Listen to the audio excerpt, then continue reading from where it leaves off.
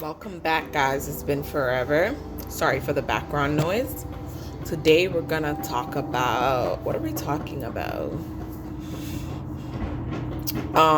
Being unconditionally yourself. No. Reading the energy, trusting your intuition. I changed topics 3-4 times. Trusting your intuition. We live in a world where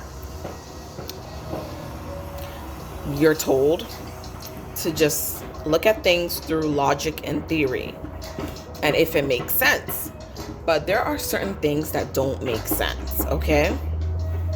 For instance, I don't know, if you saw something extraordinary out of this world, how are you gonna explain it to someone who is a logic thinker? They're gonna say, okay, maybe you saw a bird, maybe you saw a shark, a whale, whatever it is that we were taught in school. But you know that, okay, this thing that I saw is not any of those names that I mentioned. So how do you explain that? So trusting intuition. It comes with practice. You got to practice a lot to, how do I say it? Trust, first things first. You got to trust yourself. Trust yourself. Know that that voice within is the voice of God, and it comes from a higher power. And knowing when to read the energies, the signs. Life gives you clues and signs, and you got to know when to read it.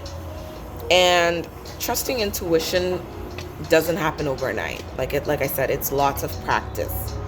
That's why personally I believe from a young age they put us in school and they have us using more of our, is it left brain, which is logic and theory.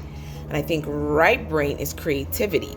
You don't get to be as creative. Yeah, they have a few classes like art and, all of that, but it's not as intense as using more of your left brain. Correct me if I'm wrong. It might be left brain or it might be right brain. I think it's left brain. Whereas creativity is more of your right brain. And intuition is actually your heart, and trusting your heart chakra. So we're told to use your head and think. What about using your heart, right? I know sometimes the heart can be, how do I say it? Not deceived, but you could get used. Like, let's say you love someone so much, you give your heart and soul into that person, they let you down. Now what? Now you don't trust people, you have trust issues. And others could say, oh, well, you should have used your head and thought about the situation. But you decided to use your heart. And they say love is blind, right?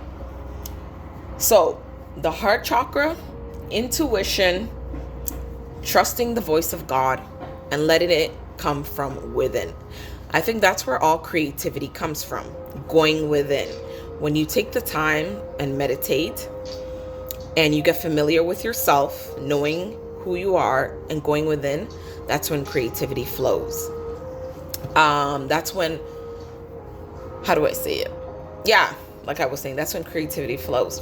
I think that's why introverts are okay being alone for a long period of time, because let's say you're an introvert and you like art, you like music, you like anything creative. You can sit alone and focus on what you need to do. Some people might look at it what are you doing with your time? You're alone for 8-9 hours. What are you doing? If you're not at work, of course, or in school, or responsibilities, you know what I mean? On your days off, you rather